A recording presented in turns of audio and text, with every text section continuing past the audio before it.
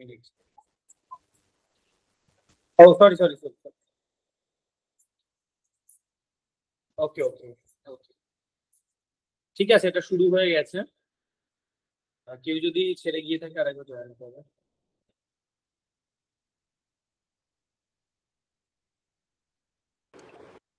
সঞ্জয় দা আছে? হ্যাঁ আছি।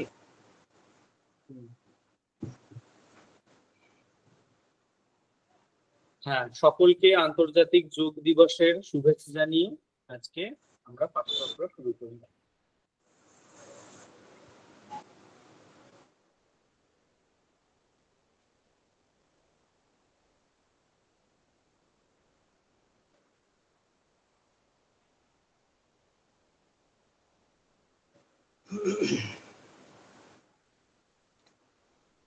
মঙ্গলাচরণটা করে নাও বুদ্ধদেব।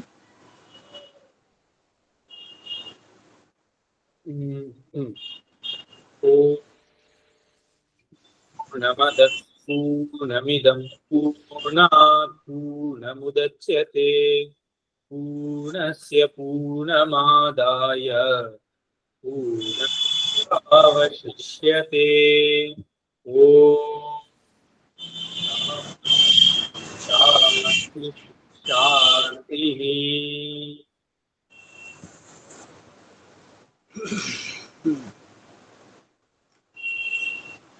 আজকে আমরা শান্তি পাঠটা শুরু করছি। শান্তি পাঠের যে পূর্ণাহা আদাহা রিদম, তার ব্যাখ্যাতে তিনি শুরু করছেন। প্রথম এবং এই অনুচ্ছেদে নটি প্যারাগ্রাফ আছে। সেই নটি প্যারাগ্রাফের মধ্যে ওনার বক্তব্য শ্রীমৎ অনির্বাণ বলছেন। প্রথম যে পংক্তিটি রয়েছে সেই পংক্তিটি ভূমিকা হিসাবে যে শুক্ল যজুর্বেদের যে বৃহদারণ্যক উপনিষদ আছে তার ব্রাহ্মণ হতে নেওয়া এই উপনিষদটি, যেমন ওম খাং বা আকাশ ব্রহ্ম, সেখানে যেমন বলা ছিল আকাশ পুরাণ, আকাশে আছে বায়ু বা প্রাণ, তারই প্রতিচ্ছবি তারই প্রতিবিম্বন এখানে তৈরি হচ্ছে। এখানটায় অন্যান্য যে ব্যাখ্যার ধারা, সেই ব্যাখ্যার ধারার থেকে এখানে ব্যাখ্যার ধারা একটু আলাদা বা বিস্তৃত বা অভিনব।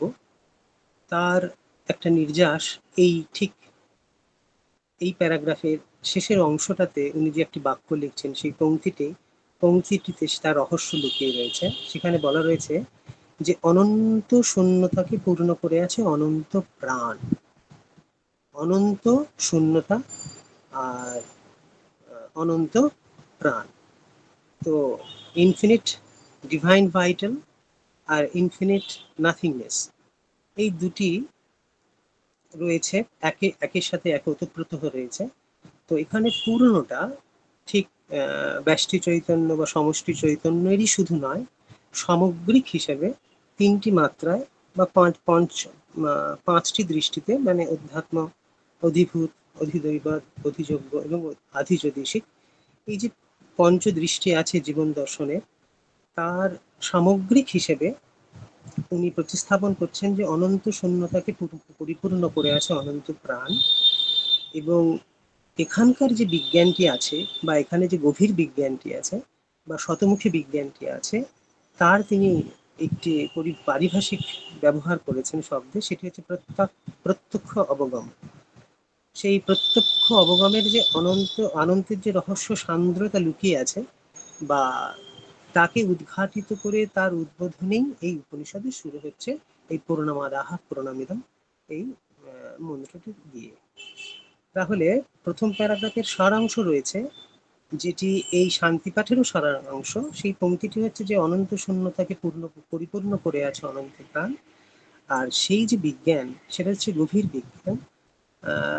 বিশেষ করে আমাদের যে ঐত্তরীয় উপনিষদ আছে, সেই উপনিষদে জ্ঞানের কতগুলো গভীরতার কথা বলা হয়েছে, বা অখণ্ডতার দিকে দেখতে গেলে বা পরিপূর্ণতার দিকে যেতে গেলে সেই যাওয়ার সময় যে ধরনের গভীরে বা ধাপে ধাপে আমরা গভীরে পৌঁছাই, সেটা এরকম প্রায়। একটা হচ্ছে সংজ্ঞান, তারপরে আজ্ঞান, তারপরে প্রজ্ঞান, তারপরে বিজ্ঞান, তারপরে তাদাত্ম্য জ্ঞান, বা হয়ে জানা, এইরকম একটি পরম্পরা রয়েছে।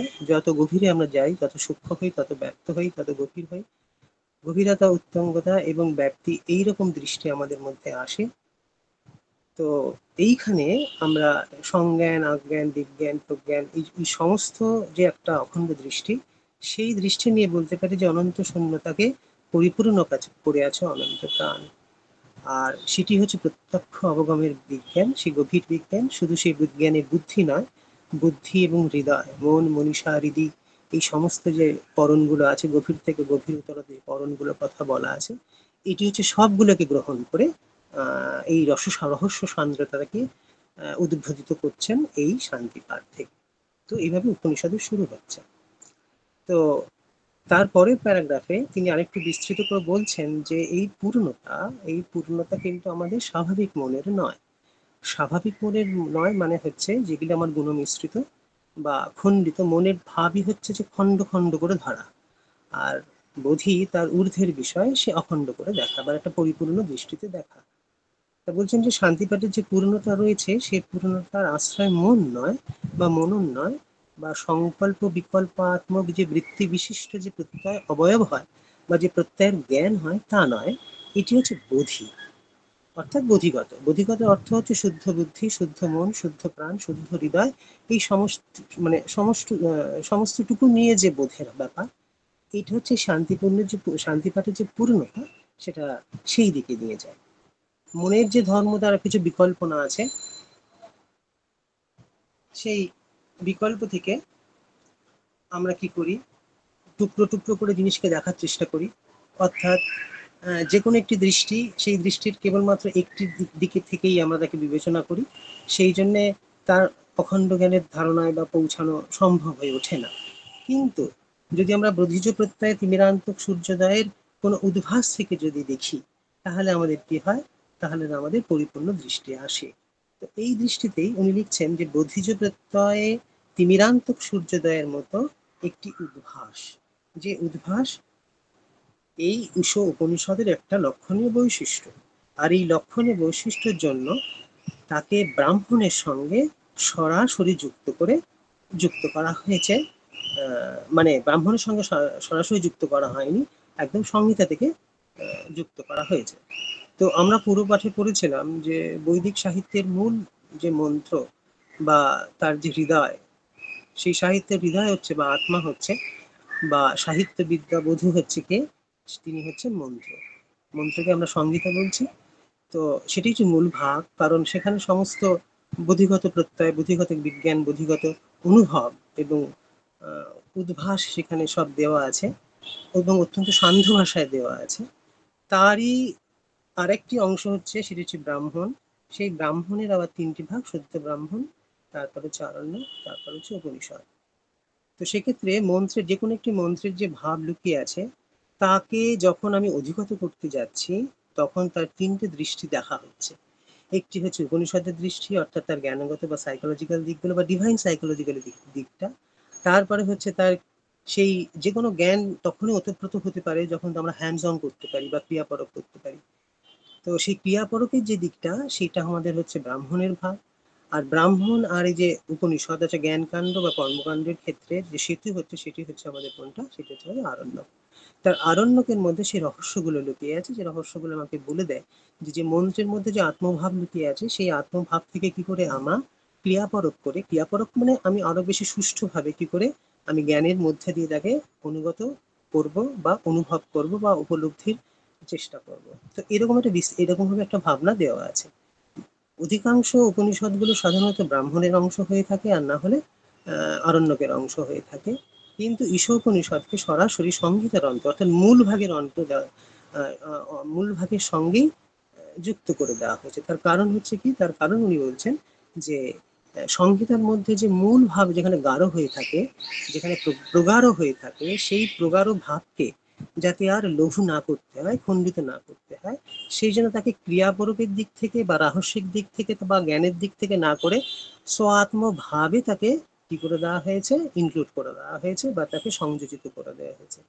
তো ঈশোপনিষদের আনুষঙ্গত্ব যদি দেখি, তাহলে বুঝবো যে সংহিতার মধ্যে সম্পূর্ণ যে ভাব ভীষণ প্রগাঢ় হয়ে আছে, সেই ভাবটিকে যেন একদম সহজ করে বা আরো বেশি পরিপূর্ণ করে এখানে বলা হয়েছে, মানে ঈশোপনিষদে বলা হয়েছে। সেই জন্য সংবিধানটাকে একটি পাঠ করে দেওয়া হয়েছে, যেটা সব থেকে কাছের যে অংশ, মানে স্বগত অংশ। স্বগত যেমন কি থাকে, সত্তর মধ্যেই বিচরণ করে, সেরকম ঈশোপনিষদ যেন আমাদের এই বেদের মধ্যেই, যজুর্বেদের মধ্যেই যেমন রয়েছে, সেই জন্য ভাবটিকে এভাবে করে রাখা আছে।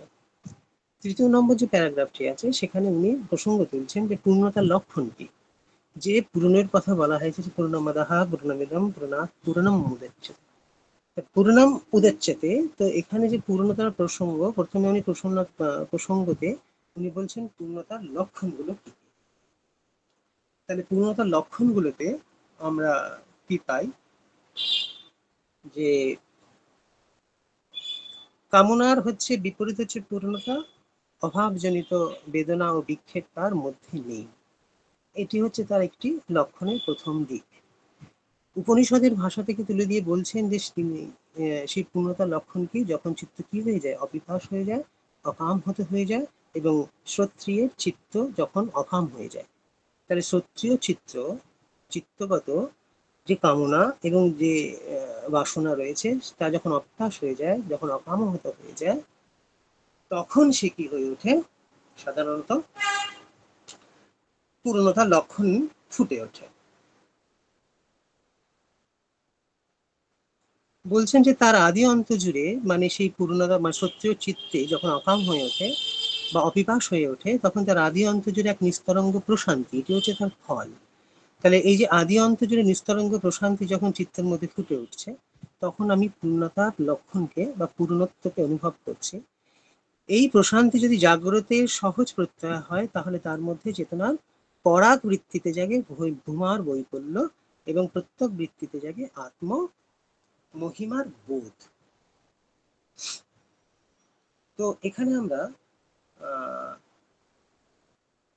দুটি বিচার্য বিষয় পাচ্ছি। একটি হচ্ছে চেতনার পরাগবৃত্তি, যার মধ্যে ভূমার বৈপল্য, এবং প্রত্যেক বৃত্তিতে জাগে আত্মমহিমার বোধ। কি বলতে চাইছেন উনি? প্রথমত যখন চিত্ত প্রশান্ত হলো, অকাম হলো, অপিপাস হলো, তখন আমাদের কি হলো, দেহগত যে মাধ্যাকর্ষণ আছে, প্রাণগত যে মাধ্যাকর্ষণ আছে, অর্থাৎ যে গুণবৈচিত্র্য আছে, সেই বৈচিত্র্যের যে গ্রন্থি আছে, সেই গ্রন্থি শিথিল হয়ে যায়। যখনই শিথিল হয়ে গেল, তখন দেহ প্রাণ মন আমাদের কোথায় গেল, একটা শুদ্ধ ভূমির দিকে বা ঊর্ধ্ব আকর্ষণের জন্য আমাদের তাকে যখন আরূঢ় হয়, তখন প্রশান্তির তে জাগে একটা সহজ প্রত্যয়। সহজ প্রত্যয় বলতে বোঝানো হচ্ছে যে ঊর্ধ্ব থেকে আসা যে বধির ঝলক, বা ঊর্ধ্ব থেকে আসা দৈব বৃত্তির যে স্বাভাবিক প্রস্ফুরণ, সেই প্রস্ফুরণের মধ্যে আমরা কি পাই, যেহেতু দেবতার সঙ্গে যোগ হয়, আর দেবতা মাত্রই যে সে হচ্ছে ভূমার বৈশিষ্ট্য, তার মধ্যে কি আছে, পরিব্যাপ্তি আছে চেতনা, তার মধ্যে কি আছে, তার মধ্যে চিৎশক্তির অনন্য সঙ্গমতা আছে বা আনুষঙ্গিকতা আছে। সেই ভূমার বৈপুল্য এবং প্রত্যক বৃত্তিতে, তাহলে দুটি বৃত্তি এখানে বলছেন, একটি পরাগ বৃত্তি, একটি হচ্ছে প্রত্যক বৃত্তি। পরাগ বৃত্তি মানে কি? পরাগ বৃত্তি মানে যেটা আমাদের কি আছে, যেটা আমাদের অবজেক্টিভ। আর প্রত্যেক বৃত্তি মানে হচ্ছে আমাদের কি, যেটা হচ্ছে সাবজেক্টিভ। অর্থাৎ কোনো বস্তুকে আমি দেখলাম, সেই বস্তুর যে বাইরের যে অংশ বা বাইরের যে জ্ঞান, যাকে আমরা সাধারণত সায়েন্স বলে থাকি, যে বাইরের যে জ্ঞান বা বাহ্যিক যে জ্ঞান, তাকে আমরা বলতে পারি অবজেক্টিভ। কিন্তু যখন সেই অবজেক্ট যখন আমার অন্তরে এসে সে যখন আরো বেশি ভূমার ভূমিতে পৌঁছালো, তখন তাকে আমরা বলতে পারি সাবজেক্টিভ। তো সেরকম পরাগবৃত্তিতে আমাদের চেতনা যখন ভূমার বৈপুল্যে ছেয়ে যায়, আর প্রত্যেক ব্যক্তিতে তখন আমি চোখ দিয়ে যাই দেখি না কেন, তাই অতি সুন্দর দেখি, বৃহৎ দেখি, এবং যখনই কোনো বৃহৎ দেখি, তখন সেখানে আত্মমহিমার বোধ প্রকাশিত হয়ে ওঠে। তো পূর্ণতার এই লক্ষণগুলোকে মিলিয়ে নিলাম, যদি ছান্দোক্য উপনিষদের মিলিয়ে দিই, তাহলে আমরা কি পাবো, আকাশের উপমা পাবো। উনি কি বলছেন, যে উনি বলছেন যে পূর্ণতার এই লক্ষণগুলি মিলিয়ে ছান্দোক্য উপনিষদে আকাশকে তার উপমান রূপে গ্রহণ করে বলা হয়েছে, যে পুরুষের বাইরে যে আকাশ, সে নেমে আসছে কোথায়, অন্তরে। আর অন্তরে এসে সে কি হচ্ছে, আকাশ ঘনীভূত হচ্ছে। মানে কি হচ্ছে, অনুভবের প্রগাঢ়তায় সে আরো বেশি কি হচ্ছে, অনুভব সান্দ্র হচ্ছে আমাদের চিত্ত। এবং যে আকাশে নেমে এসেছে অন্তরে, আর অন্তরে আকাশ ঘনীভূত হচ্ছে আমাদের এই হৃদয় সে হলো পূর্ণ এবং অপ্রবর্তী, অর্থাৎ প্রবর্তনাহীন, এক অপরিয়মান অচল প্রতিষ্ঠার আধার। সুতরাং আমরা এখানে যে অপ্রবর্তিনী মানে কি? অপ্রবর্তিনী মানে যাকে আমাদের বৈষ্ণব ভাষায় বলতে পারি অব্যভিচারিণী। অব্যভিচারিণী মানে হচ্ছে কি, যার কোনো ব্যভিচার নেই। ব্যভিচার নেই মানে কি, কোনো গুণ বৈচিত্র্য নেই সেখানে, অর্থাৎ চিত্তের কোনো রাজসিক, তামসিক এবং সাত্ত্বিক, এবং প্রত্যেকটা বৃত্তির মধ্যে বা প্রত্যেকটা গুণবৃত্তির মধ্যে, রাজসিকের মধ্যে আবার রাজসিক, সাত্ত্বিক, তামসিক, আবার তার ভেতরে রাজসিক সাত্ত্বিকের মধ্যে আবার সাত্ত্বিক, রাজসিক এবং তামসিক, অর্থাৎ তিনটি স্তরে যদি ঢুকি আমরা, তার আবার তিনটি স্তর, তার আবার তিনটি স্তর, এরকম করে স্তরে স্তরে পরিণামকারে কি হয়েছে, অনন্ত বৃত্তির উদ্ঘাটন বা উদ্ভাব হয়ে চলেছে মনের মধ্যে। তাহলে অপ্রবর্তিত হলে কি হয়ে যায়, রাজসিক, সাত্ত্বিক, তামসিক এই তিনটি বৃত্তি ক্রম লয় হতে থাকে, এবং শুদ্ধ বৃত্তি থেকে আমরা যখন উঠে যাই তখন সেখানে আর কোনো বিক্ষেপ দেখা যায় না। তখন আমাদের চিত্ত ক্রমাগত নিরুদ্ধ এবং একাগ্র যে ভূমি আছে তার দিকে আমরা চলে যাই। তো সেইখানে গিয়ে আমরা কি হয়ে যাই, অপরিমাণ অচল প্রতিষ্ঠার আধার হয়ে যায়। অর্থাৎ সেইখানে জায়গায় গেলে, এটা হচ্ছে অনুভবের একটা সেই বৃহতের জায়গা, যেখানে গেলে আমাদের আর অপরিয়মান মানে হচ্ছে যেখানে কোনো কিছু ক্ষয় হয় না, অনেক উছলে পড়ে, মানে আমাদের চেতনা, আমাদের শক্তি সবগুলো সেখানে কোনো ক্ষয় নেই, সেটা একটা অচল প্রতিষ্ঠার জায়গা, সেখানে আসি। তো পূর্ণমাদাহা পূর্ণমিদমের যদি আমরা এই ভূমি থেকে যদি দেখি, তাহলে পূর্ণমাদাহা পূর্ণমিদমের যে শান্তিপাঠের যে মন্ত্র, সেই মন্ত্রে যে অর্থ, সে আরো অনেক বেশি ব্যাপক অর্থে গ্রহণ করা যায়। তাহলে 3 নম্বরে যে প্যারাগ্রাফটি আছে সেখানটায় উনি পূর্ণতার লক্ষণ দিয়ে বলেছেন যে আমাদের যে চেতনার মধ্যে, অন্তঃচেতনার মধ্যে যে ঘুমার বৈকল্য তৈরি হয়, অর্থাৎ সেখানে যে একটা সর্বাবগাহী, সর্বব্যাপ্ত, সর্ব অনুস্যূত যে চেতনার উদ্বোধন হচ্ছে, সেখানে কারাবেশে না সেই আদি অন্ত জুড়ে নিস্তরঙ্গ যে প্রশান্তির তার যে প্রভাবে, তখন সেইভাবে সেই মধ্যে, মানে সেই দৃষ্টিতে, অর্থাৎ সেই ঘুমার বৈকল্য দৃষ্টি নিয়ে আমাদের প্রত্যেক বৃত্তিতে, অর্থাৎ আমাদের জগতের মধ্যে কি হয়ে যায়, আত্মমহিমার বোধ প্রতিষ্ঠিত হয়ে যায়। অর্থাৎ যেমন কালো চশমা দিয়ে যেমন সব কালো দেখি, যেমন সাদা চশমা দিয়ে যেমন সাদা দেখি, তেমন যদি অনুরাগের চশমা দিয়ে দেখি বা চক্ষু দিয়ে দেখি, তাহলে সবকিছু অনুরাগের মতোই দেখবো। এখানে সেরকম অপ্রিয়মান অচল প্রতিষ্ঠার আধার যখন হয়ে যায়, তখন পূর্ণমাদাহা পূর্ণমিদমের যে মন্ত্র, সে একেবারে ব্যাপকতায় এসে হাজির হয়। 4 নম্বরে এই যে আকাশ, যে প্রবর্তনাহীন বৃত্তির কথা উনি বললেন, যে পুরের কথা বললেন, তারই একটি বিস্তার করছেন 4 নম্বর প্যারাগ্রাফে, যে এই অপ্রবর্তিত মানে কি? অপ্রবৃত্ত মানে উনি বলতে চাইছেন যে পুরুষের বাইরে যে আকাশ, তা নেমে আসছে অন্তরে, হৃদয়ে, যেটা আমাদের এক্ষুনি বললাম। তারই পরিচয় দিচ্ছেন যে উপনিষদ তাকে বলা হয়েছে, একটা স্লাইড যাবে, হ্যাঁ, অচলের প্রতিষ্ঠায়, হ্যাঁ, বলছেন উপনিষদে তাকে বলা আছে। 4 নম্বর প্যারাগ্রাফে বলি যে আকাশ অপ্রবর্তিত, এই তার একদিকের পরিচয়। অর্থাৎ আমরা এতক্ষণ ধরে যা দেখলাম সেটা হচ্ছে তার একদিকের পরিচয়। একদিকের পরিচয় মানে হচ্ছে যে যা অপরিয়মান, যে অচল প্রতিষ্ঠার আধার, অর্থাৎ সমস্ত সৃষ্টির শক্তি যখন সেখানেই আছে, সমস্ত সৃষ্টির যে প্রচোদনা শক্তি আছে তার মধ্যেই আছে, সেখানেই আছে। আবার সেখান থেকেই বেরিয়ে আছে সৃষ্টির প্রচোদনা বা সৃষ্টির বাহক ধারকের বিষয়টা। উনি বলছেন কিন্তু এই আকাশেই আবার সূর্য ওঠে, অর্থাৎ যে প্রশান্তির মধ্যে রয়েছে, যে গভীরতার মধ্যে রয়েছে, যে নিস্তরঙ্গ ব্যক্তির মধ্যে দিয়ে এই চেতনা রয়েছে, সেই চেতনার মধ্যে আবার কি ওঠে, সূর্য ওঠে। সেই সূর্য, অর্থাৎ তার মধ্যে শক্তি আর জ্যোতি পাড়ার মতো টলমল করে, শক্তি আর জ্যোতি পাড়ার মতো টলটল করে। আকাশ আর সূর্যের যে উপমা, বৈদিক সাহিত্যে সব থেকে ব্যবহৃত করা একটি উপমা, যেখানে বলা হয়েছে যে নীল আকাশের হৃদয়ে, বা আকাশ হচ্ছে বরুণ বা বারুণী চেতনা, যার বাইরে আর কিছুই নেই, সে সমস্তকে আত্মব্যক্ত করে আছে।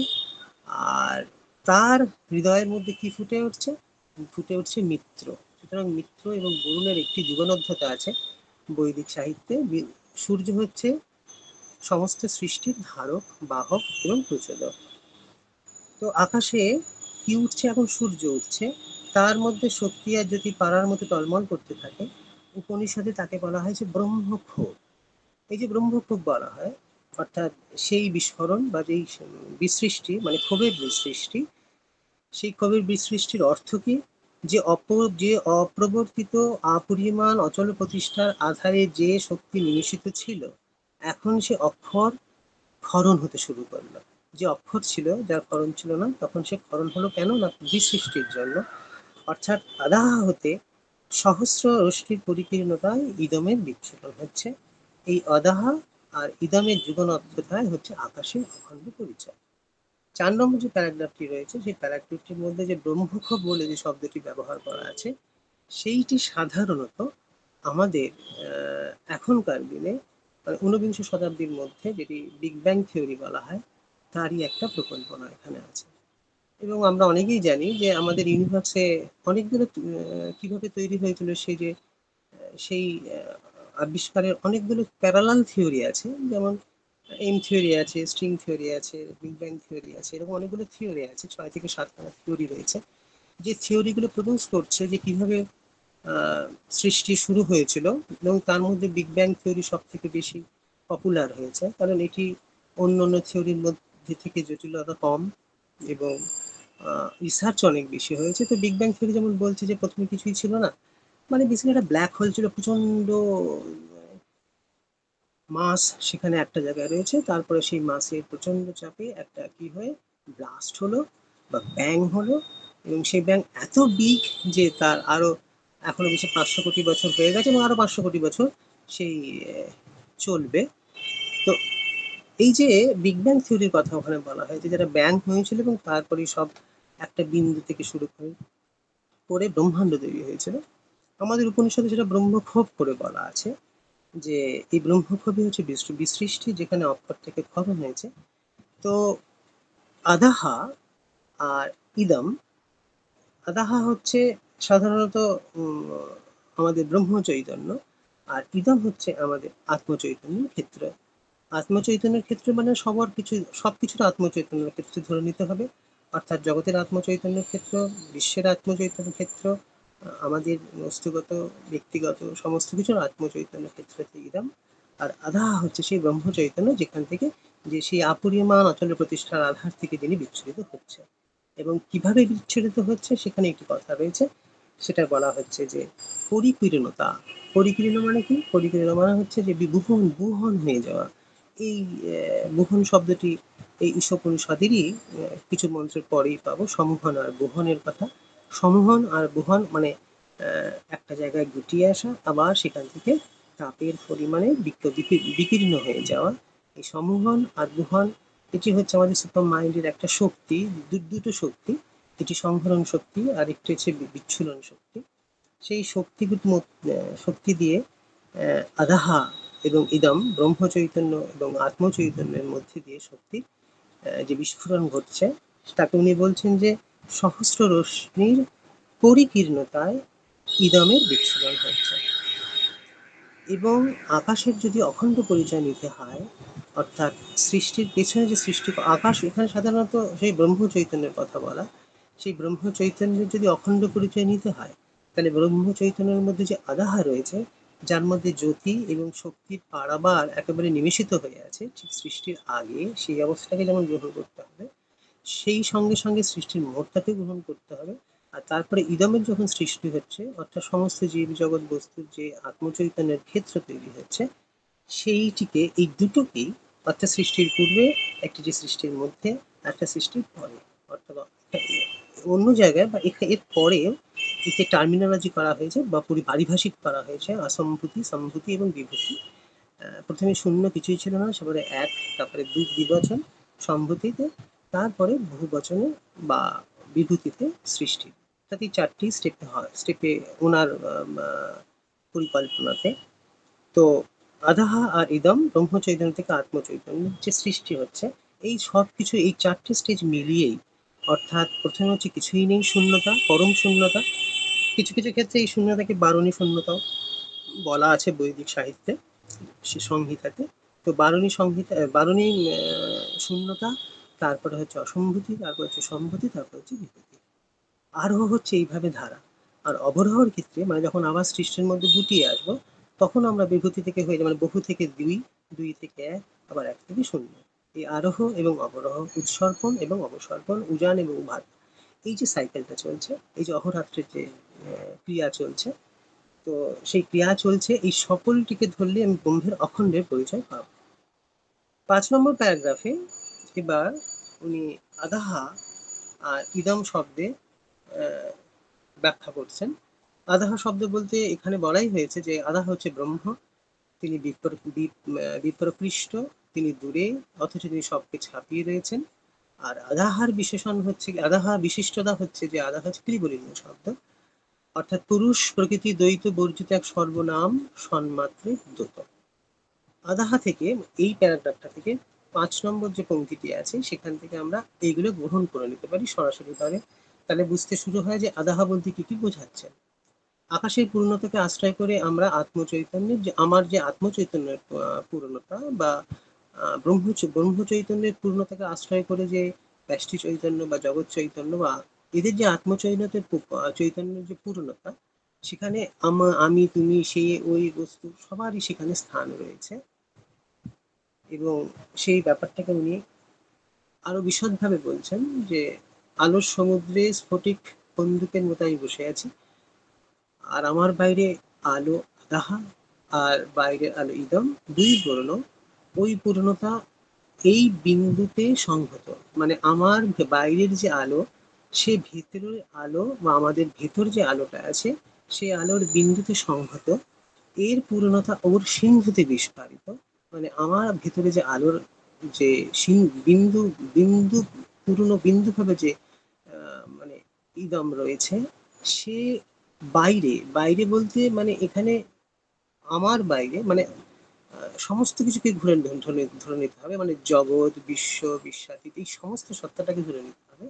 সেই বিন্দু যেন সিন্ধুতে বিস্ফারিত হচ্ছে, আলোয় আলোয় মিশে যাচ্ছে। মানে আমার জগৎ এবং এই সমস্ত জগৎ, এই দুটি জগৎ যেমন মিলে যাচ্ছে। একটি হচ্ছে যিনি আদাহা, আর তিনি ইদম হয়ে যাচ্ছে এই অনন্য সঙ্গমতার ফলে। এই যে অংশটুকু আছে, এই যে পঞ্চম প্যারাগ্রাফের যে এই শেষ কয়েকটি লাইন আছে, এই লাইনটি কিছুটা মানে সাধন পরক বা উপলব্ধি প্রস্থানের দিকে যায়। কারণ একমাত্র উপলব্ধির দ্বারা বা কোনো সাধন রহস্য যখন আমরা দেখতে পাই, তার কারণ হচ্ছে কি, আরণ্যকে এরকম বহু উক্তি আছে যে এই ধরনের ভাবনাকে সে নিশ্চিত করে যে ভেতরের যে আলো আছে সেই আলো যেমন আমাদের বিশ্ব চৈতন্যের আলোর সাথে মিলে যাচ্ছে, এবং আমার এই চৈতন্যের সাথে বিশ্ব চৈতন্যের সঙ্গে মানে আনুষঙ্গিকতা কিচ্ছু নেই, সব যেন তাদাত্ম্যর মধ্যে ঢুকে যাচ্ছে বা লীন হয়ে যাচ্ছে বা পূর্ণতা পাচ্ছে। এরকম নানা রকম স্টেটমেন্ট সেখানে দেওয়া আছে। আমরা এই উপনিষদের কিছু পরে এরকম স্টেটমেন্ট দেখতে পাবো। উনি সেখানে প্রথমেই আদাহা আর ইদমের যে সম্বন্ধ করার জন্য উনি একটি সাধনপরক ভাবনা দিয়েছেন।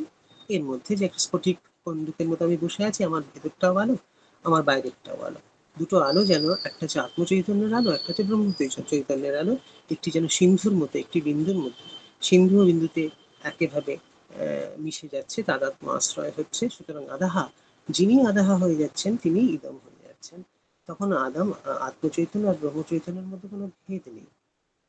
তো এটি হচ্ছে পঞ্চম প্যারাগ্রাফের মূল কথা, হচ্ছে আত্মচৈতন্যের ক্ষেত্রে যে ভিতরের আলো আর ব্রহ্ম চৈতন্যের মধ্যে যে বাইরের আলো, এই দুটির মধ্যে একাত্মতা ভাব। 6 নম্বর প্যারাগ্রাফে এবার একটা, এই যে অখণ্ডতার একটা তাদাত্ম্য আশ্রয়ে যে অখণ্ড হয়ে আছে, এই অখণ্ড থাকলে সৃষ্টি হয় না, একটা কিছু বিক্ষেপের প্রয়োজন হয়, সেই কথা এখানে তোলা হয়েছে।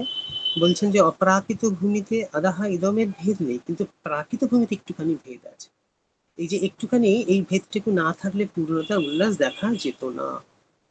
সেই উল্লাসের স্বরূপ হলো এক পূর্ণ থেকে আর এক পূর্ণের উদঞ্চন বা উছলে উঠে উপচে পড়া। পূর্ণমাদাহ পূর্ণমিদম পূর্ণাৎ পূর্ণম উদচ্যতে। এই যে উদচ্যতে, এই উদচ্যতে শব্দের হচ্ছে শব্দ ব্যবহার করছেন উদঞ্চন।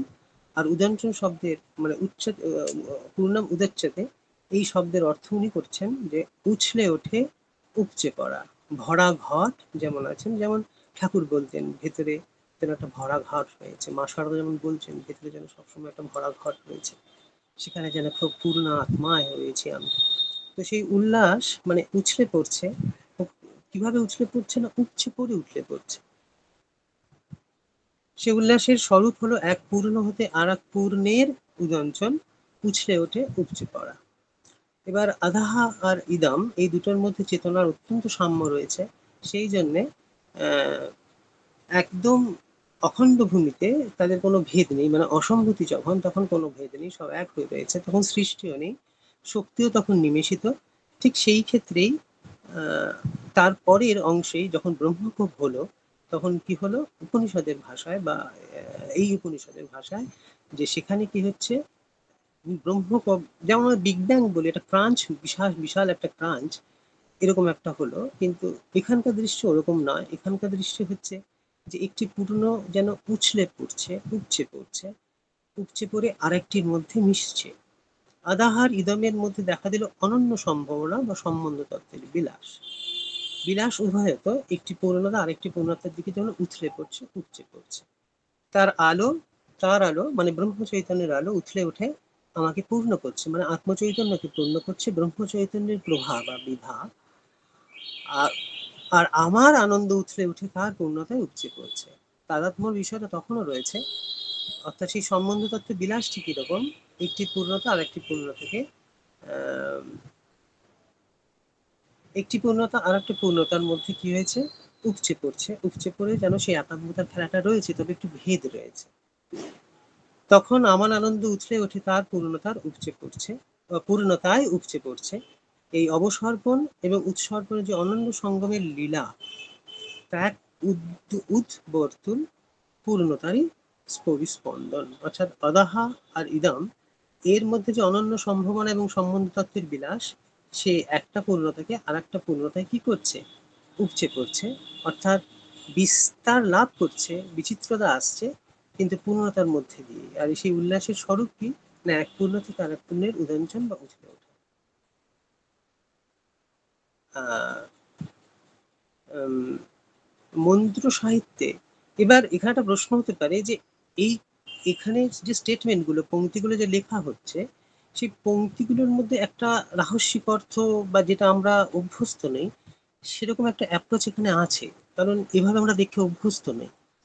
কিন্তু তাও কেন উনি এভাবে লিখছেন, উনি যেটা অন্যভাবে লিখতে পারতেন না বা যেসব ধারা এখানে প্রচলিত রয়েছে সেগুলো তিনি ফলো করেননি, তার একটা কারণ হচ্ছে যে মন্ত্র বা সংহিতার মধ্যে যে ধরনের ভাবের ব্যঞ্জনা সেখানে ফুটে উঠেছে, সেই ভাবের ব্যঞ্জনাকেই তিনি বিস্তৃত করছেন।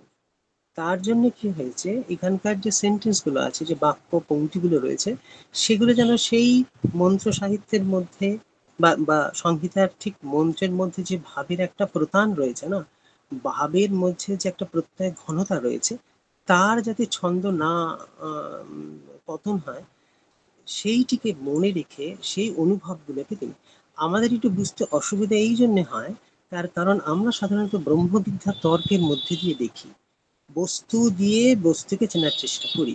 কিন্তু যদি কখনো আমরা অন্তরের ভেতরে গিয়ে মনের যে গভীরতর ভূমি আছে, অর্থাৎ থিঙ্কিং বাই মেডিটেশন বা কনসেন্ট্রেশন, একাগ্রতার মধ্যে দিয়ে যদি আমরা দেখি, তাহলে কিন্তু এই মন্ত্র বা এই ধারা বা এই রিলেশন পদ্ধতি একদম পাল্টে যায়। অর্থাৎ যেহেতু মনের ঊর্ধ্বে যদি আমরা আরো গভীরে যাই, তখন মনের যে বিবেচন, তার যে প্রচলন পদ্ধতি, সেই পদ্ধতির পরিণাম পরিবর্তিত হতে থাকে, এবং সেই পরিবর্তনে এন ডিমেনশন নিয়ে আমাদের মানে মানে আহ, অসংখ্য মাত্রা নিয়ে আমরা কাজ করতে পারি, ভাবতে পারি। তখন কিন্তু তখনকার ভাব ভাষা যেরকম হয়, এখানকার ভাষাটাও, এখানকার ভাবটাও সেরকম ধরতে একটু অসুবিধা হয়। কিন্তু যদি আমরা এগুলোকে নিয়ে, যেমন এই যে 4 নম্বরে যে আদাহা আর ইদম, এই সম্পর্কে যদি কিছু মনোনিবেশ করি, আমরা মনোযোগ করি, তাহলে এইরকম একটি ভাবনা কিন্তু আমার মনের মধ্যে ফুটে উঠতে পারে। যখন এটা ফুটে উঠতে পারে, তখন আমার এই যে ছন্দটা, এই যে ভাবের যে বিষয়টা আছে, এইটিকে আমরা ধরতে পারি। সুতরাং শুধুমাত্র পড়ে গেলে বা ওই তর্ক প্রস্তাবের ধারা দিয়ে যদি আমরা দেখি, তাহলে এটা একটু কঠিন মনে হবে, এবং মনে হবে যেন একটু কিছুটা প্রলাপ বা অপলাপই হচ্ছে, এরকম কিছুই হয় না। কিন্তু যদি শান্ত মনে, কারণ এখানে পূর্ণতার লক্ষণে প্রথমেই বলেছেন যে অপিপাস এবং অকাম হতো, নিস্তরঙ্গ প্রশান্তির মধ্যে যদি থাকি, তাহলে আমার এই বিষয়গুলো ফুটে উঠতে পারে। উপরে 6 নম্বর প্যারাগ্রাফে শেষ হচ্ছেন কিভাবে, যে এই অবসর্পণ এবং উৎসর্পণের যে অনন্য সঙ্গমের লীলা, তা এক উদ্বর্তন পূর্ণতার পরিস্পন্দন। উপরে নিচে দুটি সমুদ্রের গভীরে তখন পূর্ণতার নির্বাক প্রশমের স্তব্ধতা, আর দুইয়ের যে অন্তরিক্ষে যেন ঈষৎ আন্দোলিত ভরাচটের ছলছলানি। যেমন এর একটি রেফারেন্স আমরা পাই গীতাতে, যেমন বলা হয়েছিল যে আগে অব্যক্ত, পরেও অব্যক্ত, শুধু বক্ত মধ্যে শুধু মধ্য অবস্থাতেই বক্ত রয়েছে। উপনিষদ সংহিতার যে কনসেপ্ট, সেই সংহিতাতে আমরা দেখতে পাই যে আমাদের যে সৃষ্টিটা রয়েছে, সেই সৃষ্টির পূর্বে যে অসৎ আছে বা যে অনন্ত রয়েছে, তাকে আমরা সাধারণত বারণী চৈতন্যের সমুদ্র হিসেবে যেখানে বলা হয়েছে। অপ্রকৃত সলিলম এসব বিশেষণ দেওয়া আছে, যেমন নাসদীয় সূক্তে, পুরুষ সূক্তে। তো এই যে সলিল, অপ্রকৃতম সলিলম, সেটি হচ্ছে বারণী চৈতন্যের সমুদ্র, সে আমাদের ঘিরে রয়েছে। আর তার মধ্যে রয়েছে আদাহা, ব্রহ্ম চৈতন্যের অখণ্ড, অপ্রবর্তিত, অব্রিয়মান, অচল প্রতিষ্ঠায় স্থাপিত যুগনদ্ধ যে আত্মমহিমা বা ব্রহ্ম চৈতন্যের মহিমা, সে হচ্ছে আদাহা। সেখান থেকে কি বেরিয়ে আসছে? ইদম বেরিয়ে আসছে অবসর্পণ ধারায়। আর উৎসর্পণ ধারায় ইদম, ইদমের পূর্ণতা উছলে পড়ছে আদার মধ্যে, আধার পূর্ণতা উছলে পড়ছে ইদমের মধ্যে। অর্থাৎ আদাহা তার আলো উথলে উঠে আমাকে পূর্ণ করে উপচে পড়ছে, অর্থাৎ ব্রহ্ম চৈতন্যের আলো উথলে উঠে আত্ম চৈতন্যকে পূর্ণ করে উপচে পড়ছে। আর ঠিক সেই সময় তখন আমারও, অর্থাৎ আত্ম চৈতন্যের আনন্দ উথলে উঠে ব্রহ্ম চৈতন্যের পূর্ণতায় উপচে পড়ছে। অর্থাৎ একটা তাদাত্ম্য সঙ্গমের ব্যাপার রয়েছে। এই দুটো ঘটছে অবসর্পণ এবং উৎসর্পণের ধারায়, এবং তাতেই বিসৃষ্টি ঘটে চলেছে। আর উপরে বারণী চৈতন্য আর নিচে বারণী চৈতন্য, মানে অব্যক্ত দুদিকেই আছে, আদি এবং অন্তে দুটোর মধ্যেই এই। যেমন সমুদ্রে কি হয়, সমুদ্রের যেমন ধারাটা যখন বাধা পায় আমাদের তীরে, তখন একটা কি থাকে, প্রচন্ড একটা থ্রাস্ট থাকে, তার জন্য কি হয়, উথাল পাথাল হতে থাকে। সেরকম ভাবে বারণী চৈতন্য দুদিকেই রয়েছে, মধ্যেখানে সেই বারণী চৈতন্য সমুদ্রের মধ্যে যে একটি উদ্বোধন রয়েছে, যে উত্তোলন রয়েছে চেতনা এবং চিৎশক্তি, সেইটি চলছে আধাহা রিদমের মধ্যে। এই হচ্ছে সৃষ্টির একটা গ্রাফ, যে গ্রাফ, এটা একটা প্রোটোটাইপ বলতে পারি আমরা, একটা সাধারণ বায়ু। এই অবসর্পণ আর উৎসের মধ্যে অনন্য সঙ্গমের যে লীলা, সেটা হচ্ছে উদ্বর্তুল পূর্ণতার পরিস্পন্দন, মানে একটা কসমিক গ্লোবাল ফেনোমেনা। এই কসমিক ফেনোমেনাতে আমরা সমস্ত কিছু তার একটা এক্সাম্পল এখানে দিতে পারি, যে উদ্বর্তুলতা বা পরিপূর্ণতা, পরিস্পন্দন, এই যে তিনটি পদ রয়েছে, উদ্বর্তুল পূর্ণতার যে পরিস্পন্দন, তাতে একটা কথা বলি যে এনার্জি এবং ম্যাটার, মানে আমাদের যে কসমোলজি আছে, সেই কসমোলজির মধ্যে সাধারণত এখনো পর্যন্ত এনার্জি 4 রকম ভাগ করা হয়েছে। 4টি মৌল শক্তি আছে, সেই দিয়েই এর গ্লোবালিটি আছে বা উদ্বর্তলতা আছে বা পূর্ণতা আছে। যেমন একটা হচ্ছে স্ট্রং নিউক্লিয়ার ফোর্স, একটা উইক নিউক্লিয়ার ফোর্স, একটা হচ্ছে গ্র্যাভিটি, একটা ইলেকট্রোম্যাগনেটিক ফোর্স।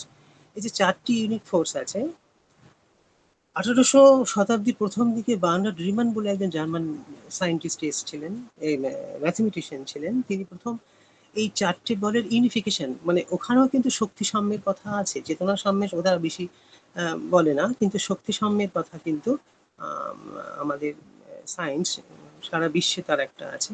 তো বার্নার্ড রিমান প্রথমে তিনি এই 4টে যে মৌল বল, তার তারাও মনে করছেন যে এটা একটি বল বা একটি শক্তির যেন 4টি বিভাগ রয়েছে, তাকে কিন্তু সেটা প্রমাণিত হয়নি। কারণ স্ট্রং নিউক্লিয়ার ফোর্স বা উইক নিউক্লিয়ার ফোর্স, এগুলো হয় খুব বৃহতের মধ্যে কাজ করে একদম, নাহলে আর অ্যাটমের মধ্যে কাজ করে।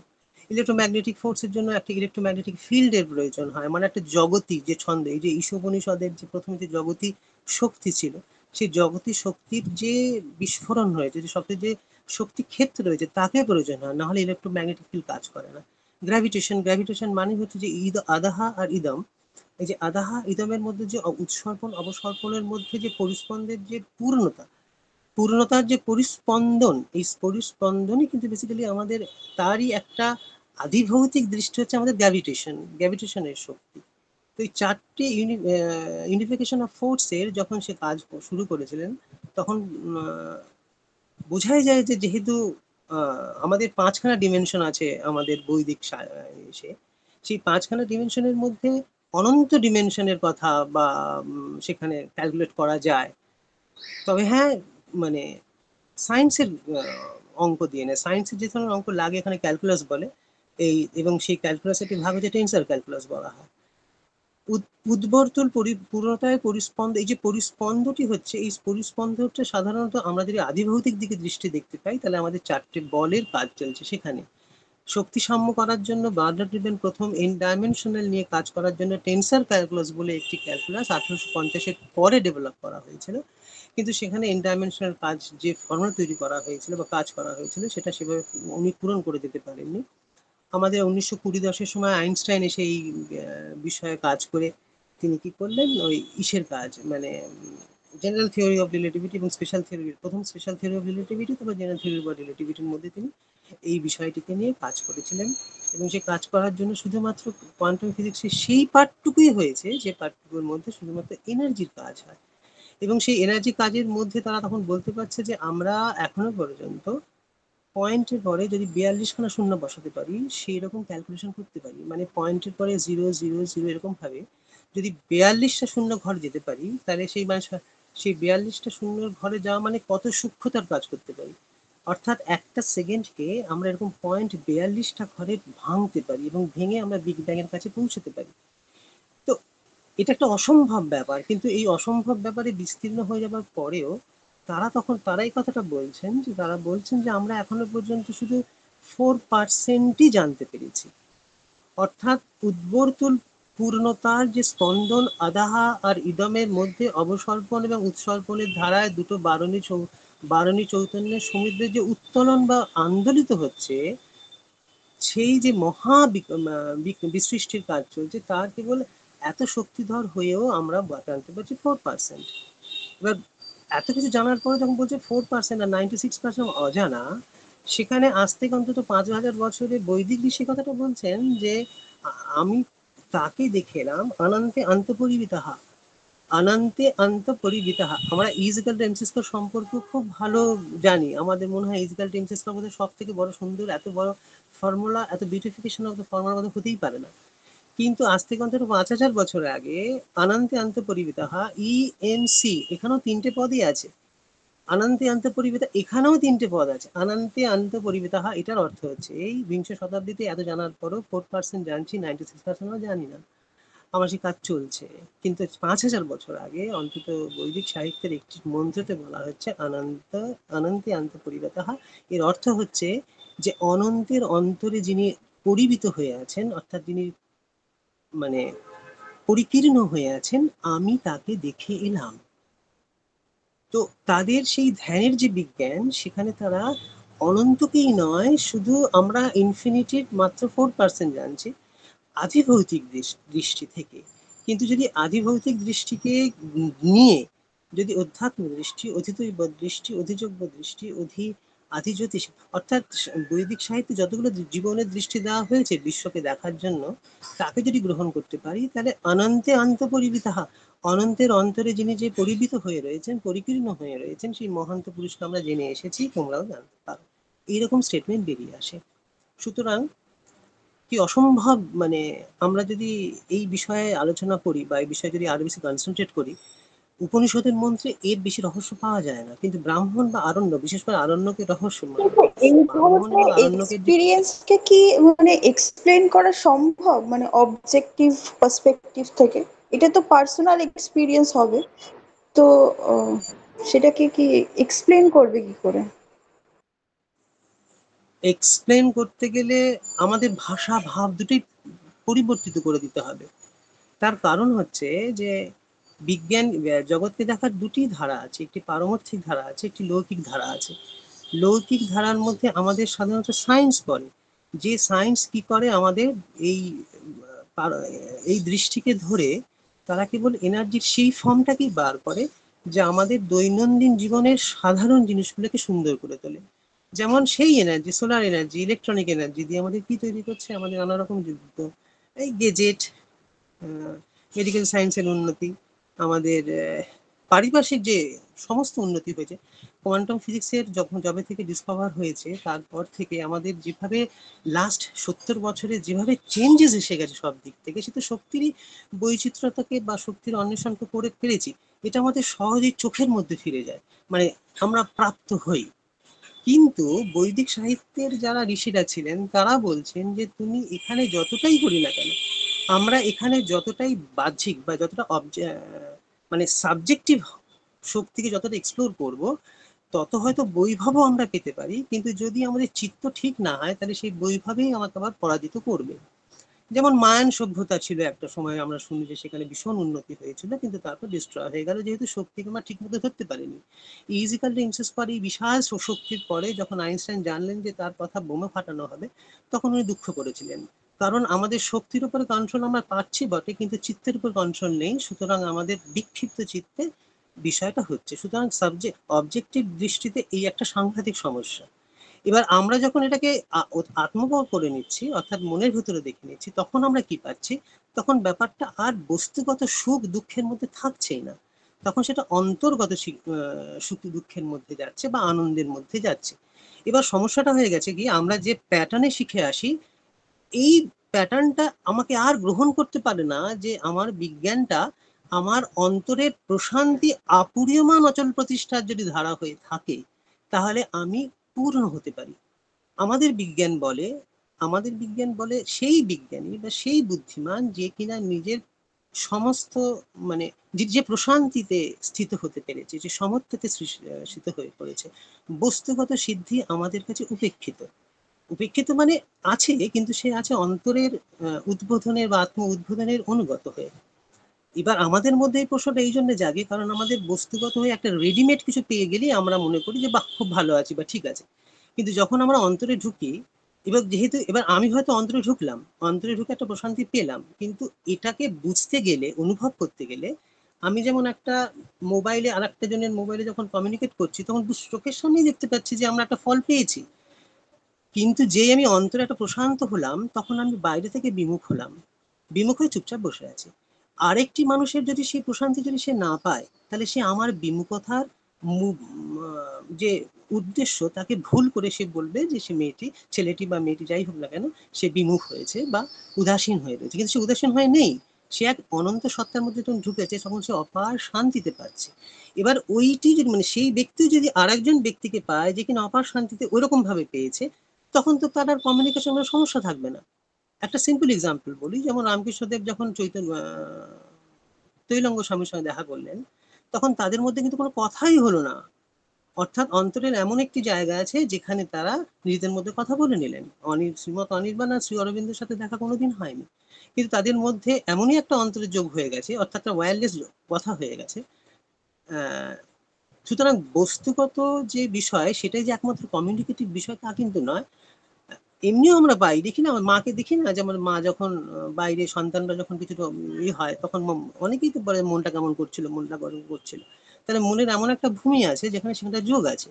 এবার যদি আমরা এই বস্তুগত বিষয়কে নিয়ে অন্তর্মুখী যদি হই, এই যে পূর্ণতার যে লক্ষণগুলো দেওয়া হয়েছে, যে অপিপাস হয়ে যাওয়া, অকামহত হয়ে যাওয়া, এইসব যদি হতে পারি আমরা, তাহলেই আমাদের কমিউনিকেটিভ আর অবজেক্টিভ হবে না, সব সাবজেক্টিভ হবে। আমাদের উপনিষদ বা ব্রহ্মবিদ্যা সেই কথাটাই শেখায় যে কিভাবে আমরা, কিন্তু সমস্যাটা হয়ে গেছে কি, আমরা এখান থেকে এতটাই ডিফার করে গেছি যে আমরা এগুলো শুনলেও বুঝি না কিছু, কিন্তু অন্তরের যে আবৃত্ত চক্ষু দিয়েও যে আমাদের কমিউনিকেশন হতে পারে, সেই সাধনাটা আমরা হারিয়ে ফেলেছি, আর তার বিজ্ঞানও হারিয়ে ফেলেছি। শ্রীমৎ অনির্বাণের ক্ষেত্রে বিংশ শতাব্দীতে এটি একটি বিষয় একটা যে আমাদের সেটি ফিরিয়ে আনে। অনেকেই প্রয়াস করেছিলেন, কিন্তু তার মধ্যে শ্রী অরবিন্দ এবং শ্রীমৎ অনির্বাণ আমাদের বৈদিক সাহিত্যের যে অন্তর্মুখীনতার বিজ্ঞান যে আমাকে একটা প্রশান্তির ভূমিতে নিয়ে যায়, সেইটির পথটা একটু দেখায়। তো পরের যে আমরা তাহলে এই ছয় কি পেলাম, ছয় পেলাম হচ্ছে যে একটা অবসর্পণ, একটা উৎসর্পণ ধারা আছে, যা দিয়ে আদাহা আর ইদাম এর মধ্যে একটা মানে একটা ব্রহ্ম চৈতন্য একটু আত্ম চৈতন্যের ক্ষেত্রে একটা সম্বন্ধ তৈরি হচ্ছে। সেই সম্বন্ধটা কিসের? একটা সম্বন্ধে বিলাসের তত্ত্ব, অনন্য সম্ভাবনা, ইনফিনিট পসিবিলিটিস এখানে রয়েছে। সেই পূর্ণতা, এবং আমরা যে ভূমির কথা বলছি সে একটা মানে ঊর্ধ্বতন মনের কথা, যেখানে সৃষ্টি তৈরি হচ্ছে, মানে সৃষ্টি প্রতিনিয়তই কিছু না কিছু প্রচোদিত করেই চলেছে। যদি সেই অংশটা যেতে পারি তাহলে এটা বুঝতে একটু সুবিধা হবে আমাদের। 7 নম্বর প্যারাগ্রাফে কি বলছেন? 7 নম্বর প্যারাগ্রাফে বলছেন যে যে অক্ষীয়মান উৎস রয়েছে, সেই অক্ষীয়মান সূত্রতে সেই অক্ষীয়মান উৎস অর্থাৎ সেই আদাহা ভূমি, যেখানে ওই পূর্ণের যে অনিঃশেষে নিজেকে ঢেলে দিয়ে এই আধারকে পূর্ণ করে তুলছে, অর্থাৎ যে আদাহা ব্রহ্ম চৈতন্যের যে বিষয়, সে অনিঃশেষে নিজেকে ঢেলে দিয়ে আধারকে পূর্ণ করে তুলছে, তাতে তার ক্ষয় হচ্ছে না। অর্থাৎ এই এক অদ্ভুত বিজ্ঞান, অদ্ভুত বিজ্ঞান এই জন্য যে এই যে বিসৃষ্টির যে নানা রকম ফেজে, মানে এখন আমাদের লাস্ট 4 লক্ষ কি 5 লক্ষ বছর ধরে পৃথিবীতে 4 মিলিয়ন স্পিসিস রয়েছে। 4 মিলিয়ন স্পিসিস রয়েছে মানে 40 লক্ষ প্রজাতি রয়েছে, মানে জলে স্থলে কীট পতঙ্গ থেকে শুরু করে একদম মানুষ, গাছপালা, যতগুলো প্রজাতি আছে, তাহলে সেই প্রজাতিকে এই যে ক্রমাগত কেউ যেন পিছন থেকে এমন ভাবে ইন্সপায়ার করে চলেছে জীবন জনি প্রযত্নের জন্য, সেটা কোথা থেকে আসছে? সেটা আসছে সেই আদাহা থেকে, ব্রহ্ম চৈতন্যের শক্তি থেকে। সে যেন সে যেন অক্ষীয়মান ধারা, তার যেন ক্ষয় হয় না। সেই ক্ষয় যখন হয় না তখন তাকে আমরা অক্ষীয়মান উৎস বলছি। আর সেই সেই অক্ষীয়মান উৎস যেন শতধারায় নির্ঝরিত হয়ে আতট পূর্ণতায় টলমল করছে।